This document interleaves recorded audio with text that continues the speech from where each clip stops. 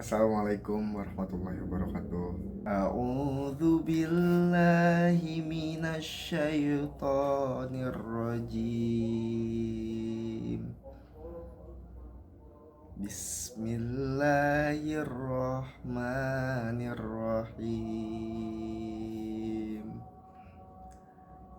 Ya ayyuhalladzina amanu in ja'akum fasiq in ja'akum fasiqum binaba'in fatabayyanu an tusibu qauman bijahalah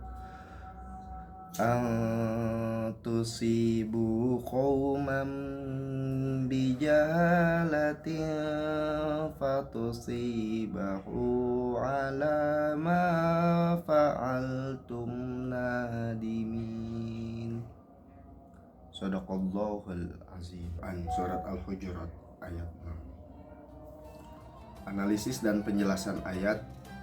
Yang pertama, tafsir dari Quran surat Al-Hujurat ayat 6, yang dimana ayat ini turun sebagai peringatan agar kaum mukmin tidak menerima informasi secara mentah, terutama jika informasi tersebut berasal dari orang yang tidak dapat dipercaya.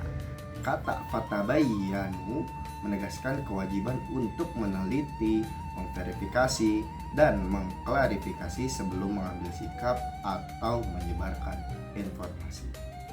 Yang dimana dalam tafsir Ibnu Katsir dan Al-Qurtubi dijelaskan di sini bahwasanya kesalahan dalam menerima informasi dapat berujung pada kezaliman sosial, konflik, dan penyelesaian di kemudian hari.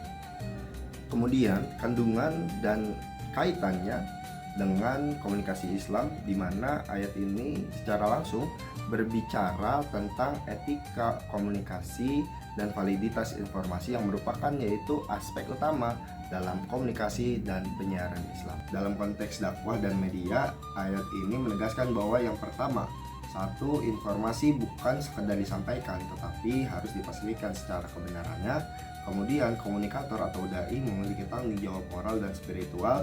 Tiga, Islam menolak praktik komunikasi yang bersifat provokatif, manipulatif, dan menyesatkan. Kemudian relevansi dan kontekstualisasi di zaman sekarang, yang dimana di era media sosial informasi menyebar dengan cepat tanpa filter. Hoax, ujaran kebencian, dan disinformasi seringkali muncul atas nama agama.